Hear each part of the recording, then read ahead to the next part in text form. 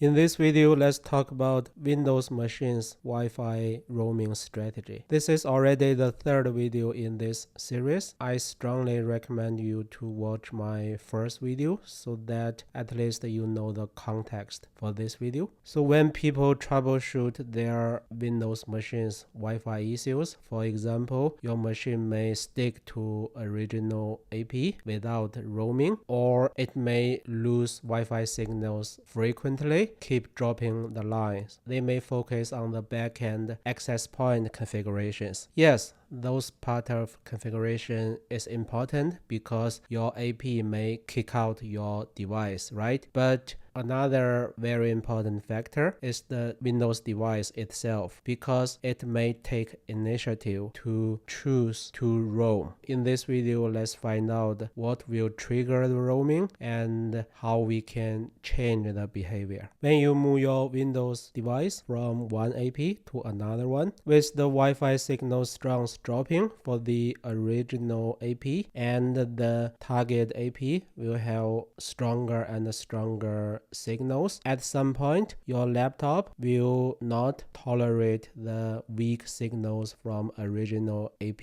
anymore. It will choose to roam to another AP, or the original AP will simply kick it out. But if it's your laptop which takes the initiative, there must be a threshold. As long as the signal strength drops lower than that threshold, the laptop will try to roam. The focus for this video is to talk about the trigger threshold. If you go to your Windows machine, go to Device Manager, under Network Adapters, find your Wi-Fi card. Double click on it. There is a advanced tab, and there are many Wi-Fi settings. One of them is called roaming aggressiveness, and there are 5 values to choose from. The default value is medium. So if you search internet for Windows roaming aggressiveness, you will find millions of articles talking about, okay, there is such setting and you have 5 options, but so far I have never seen any of them talk about even a little bit deeper. Talk about, okay, for each value, what's the trigger, what's the signal strength or RSSI values. I've never seen that, so I decided to find it out by myself. This is my lab environment. I use 2 UniFi access points for the Windows machine. I use a laptop, and I will hand hold the laptop, move from this access point to the other one to check when the roaming will happen. During the whole process, I will use another machine to run sniffer to capture the Wi-Fi frames, so that later we can do some more in-depth analysis using Wireshark. So the trouble for doing this testing, if you compare to my previous one for macOS, is Ubiquiti released the Wi-Fi Man app for Windows about 4 years ago. I cannot make it run on my new Windows. Even if it runs, I don't think it will have the new feature. So I cannot use Ubiquiti's Wi-Fi Man app to monitor the signal strength during the roaming, but it's not big deal because for Windows we have command line tools to do similar things. Let's go to the Windows machine. Launch the command prompt. The command line tool I'm going to use is netsh. It will report the network information we need. For our particular case, we need the BSSID for the access point, and we need the signal strength. I'm going to run the command like this: WLAN show interfaces. You can see 2 interfaces reported because my particular Wi-Fi card support 2 Wi-Fi bands. Check the first one is connected to this SSID. That's the exact one we are going to use for this testing. And the BSSID, that's the information we want to look for. And the other thing we want to check is the signal strength. Unfortunately, it's expressed in percentage, but it's not a big deal. You simply divide this number by 2 and then subtract 100. You get the RSSI, the signal strength. For example, now it's 76. 6%. Then you get minus 62. That's the RSSI value I want to get. Of course, this formula only works if your signal strength is from minus 50 to minus 100. So basically, I need this row and this row. So how do I get it? I simply establish a pipeline and I use find string. I want to search the lines with BSSID or signal. It returns 2 lines. That's exactly what we want to find out. Because this is just one-time thing, right? To make sure during the roaming process, I can monitor the signal strength from end to end. I simply prepared a very simple batch file. I simply run the command that you just saw and then sleep for 1 second, do the endless loop, so that for every second I will see the refreshed BSSID and the signal strength. As long as we see the different BSSID value, that means the roaming already happened. By monitoring the signal strength, we will know what's the trigger. You may ask why you only want to get the value every second. Why not more frequently? For example, half second, right? So you will see that later. Because NetSH is not the tool to scan the Wi-Fi network. It simply reports what's already cached in the operating system. For multiple seconds, the Windows OS will try to rescan the Wi-Fi network. So the 1 second frequency is already too frequent. Okay, now let's start the testing. First, let's briefly talk about the backend UniFi access points configuration. I'm showing you the UniFi network controller. Go to setting. For Wi-Fi, I only have one SSID enabled. I manually configured the Wi-Fi band settings, so I only have 5 GHz enabled. I disabled all the fast roaming settings. If you go to the individual access points, for example, the U6 Enterprise, see for 5 GHz radio, I manually set the channel to 36. I also set the other access point, the same channel and the same channel width. Of course, in real world, you want to avoid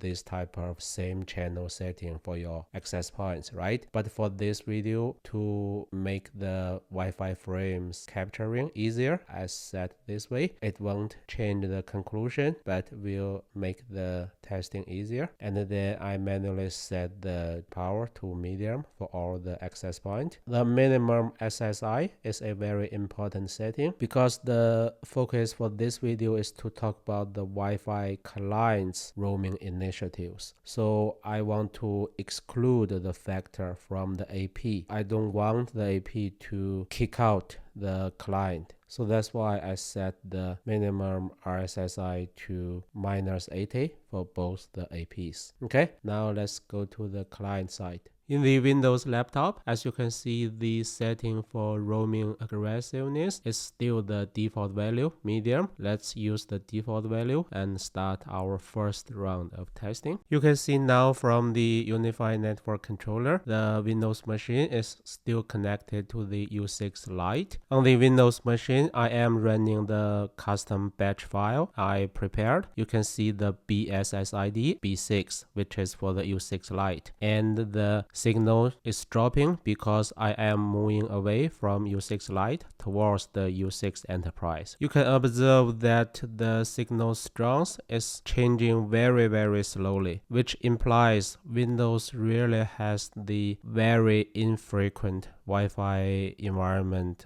scan. So that's why even though I am refreshing the value every second, it seems it doesn't change in more than 10 seconds. Yeah, I am still moving and the signal strength change from time to time. Let's give it some time. Let's see when the roaming will happen. How we can know the roaming happen? As long as all of a sudden the signal strength is changed to better signal and the BSSID is different. That means the roaming happened. It is about to happen. Okay, see the roaming happened. You can also tell from the UniFi network controller, right? Now the Windows machine is connected to the U6 Enterprise. From the Windows side, you can see the BSS ID. Now it ends with A8 for the U6 Enterprise. If you notice, the roaming happened when the signal strength was about 60%. So it can be converted to -70 dB. Even though my testing device is not that accurate, at least we can say confidently the roaming threshold was lower than -70 dB. Remember I mentioned that during the roaming, I was holding a separate laptop just to capture the Wi-Fi frames, right? So here I already used Wireshark, opened the captured file. This is a huge file. Let's first see when the roaming happened. Let me filter it using EATOL, which will only show us the four-way handshake frames. You can see there are several of them, but only the interactions with this particular MAC address ends with 51. They are for our Windows laptop roaming. For your convenience, in the right part of the screen, I show you the 3 different MAC addresses. So see the point of time, it's about 130 seconds. Note down this time because later we will use it. So now we know it happened at about this time. Let me restrict the package in another way. I am only showing you the Wi-Fi frames from or to the Windows laptop. If we scroll to about 130 seconds, this was exactly what happened during the roaming. So starting from this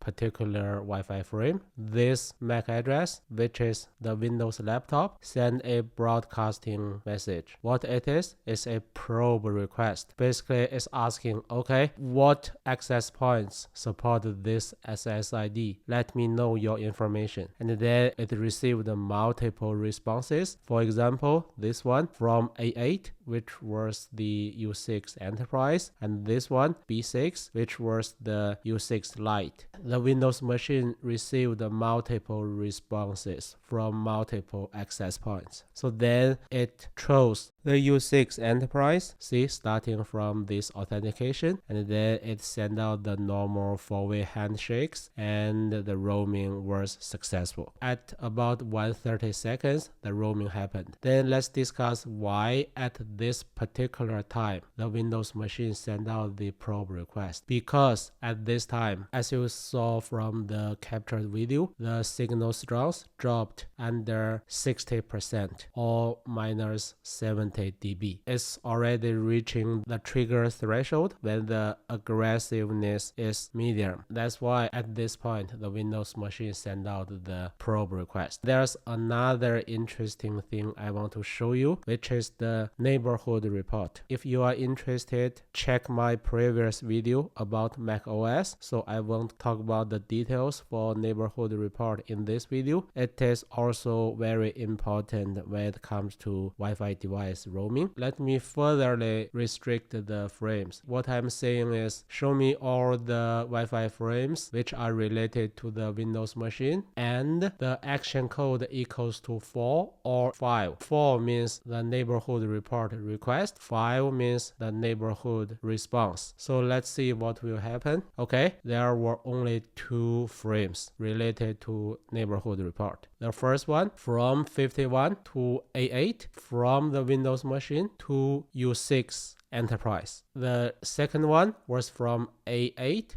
to 51 from U6 Enterprise to the Windows machine. So let's see what's in the first one. The first one has action code 4, I believe. Yeah, it's a neighborhood request. Of course, it doesn't include the neighborhood itself. Then let's check the second one. The second one is neighborhood response. Expand the tagged parameters. You can see the neighborhood report itself. In this testing, we only use 2 access points. So the neighborhood report only has 1 report for 1 access point. The access point is B6. Which access point is B6? It's the U6 Lite. think about it. We are talking about the 3 different devices, the Windows laptop and the 2 access points. So why in this neighborhood report it only includes the U6 Lite? Because see the time is 1:35 seconds. Remember when the roaming happened, it was at about 1:30, which means the neighborhood report request and the response happened after the roaming. When the roaming was already done, the Windows machine was connected to the new access point, U6 Enterprise. Of course, the U6 Enterprise already knew the laptop knew everything about itself, so the neighborhood report doesn't need to include U6 Enterprise. It only need to include the other AP, which is U6 Lite. So that explains what happened in the 2 frames for neighborhood report. Another thing I want to point out is if you watch my previous video about macOS, you may remember for macOS, the neighborhood report happened immediately after the roaming. Basically, that was the very first thing the macOS would do after the successful roaming. It would request neighborhood report. But apparently, it's not the case for Windows, because the neighborhood report request and response happened more than 5 seconds after the successful roaming. Apparently, the 2 operating systems, Mac and Windows, they have different strategies when it comes to neighborhood report. If you still don't know what's the point of neighborhood report, so basically it will include the information, it will help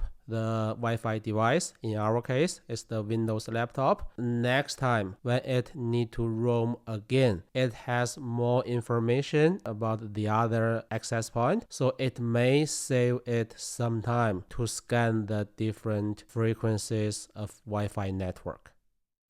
Okay, having tested the default medium value for roaming aggressiveness, let's test other 4 values. This time it's the lowest one, number 1. I started moving from the first AP to the U6 Enterprise AP. You can see the Wi-Fi signal strength is dropping. You can see now it's already 48% or even 36%, but it still hasn't roamed yet. It's very sticky to the original AP. Okay, finally, as you can see, the BSSID value changed and the signal strength is 100%, so the roaming just happened. If you note down the percentage before the roaming, it was 36%. Okay, let's examine the testing results so far. So for 3 medium, the percentage was 60% when it roamed. We converted to minus 70 dB. And for the one we just finished, the lowest roaming aggressiveness, the percentage was 36, and the convert to dB is minus 82. Apparently, the roaming trigger threshold reflects the aggressiveness value you set, right? So for lowest aggressiveness, apparently it's the least aggressive when it comes to roaming. But there's one thing I want to point out. If you check this number, minus 82, remember what's the minimum RSSI we set on the UniFi AP? It was minus 80. So theoretically, the reason for the roaming we just did might not be due to the Windows laptop at all. It might be due to, okay, the AP noticed the signal strength dropped under the minimum RSSI value, so the AP kicked it out, right? But for our testing, it's not the case, because only after the client device keeps with the low value for more than 30 seconds, the AP will kick it out. But for the testing we just did, I counted the duration. It was shorter than 30 seconds. So my take is the minus 82 was due to the initiative of the Windows laptop. Okay, let's continue the other 3 roaming aggressiveness values very quick. Now let's test the value 2, medium low. Okay, I started moving from one AP to the other one. Fast forward. Okay, the roaming is about to happen. Yeah, it just did. So the trigger threshold is at 56%.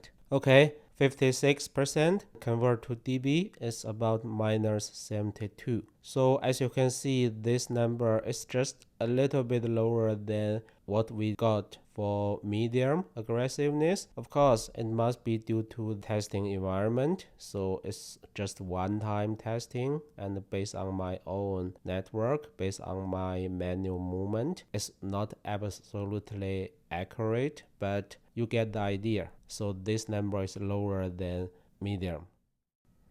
Okay, move on to roaming aggressiveness value 4, medium high. Fast forward.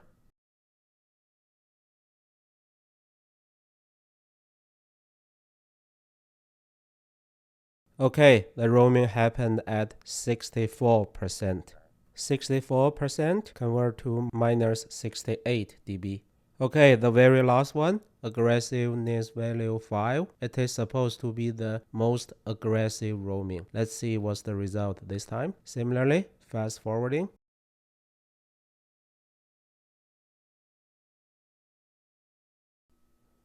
Okay, this time it really happened very fast. At only about 70%, the roaming already happened. This is the final testing result. As you can see, the aggressive number 5 is really aggressive. The trigger threshold was only about minus 65 in my testing. So the trending is very apparent, right? In the end of the video, two things I want to say I still don't know the answer. First thing is, as you can see, the customizing or setting is done on the Wi-Fi card advanced setting. So I'm not sure whether it's implemented by the individual Wi-Fi card driver or it's built in the Windows OS. So my second question is, for each aggressiveness, the corresponding trigger threshold, whether it's hard-coded or it can be customized, for example, through the registry, right? I don't know the answer. If you know, please let me know in the comments. Thanks for watching.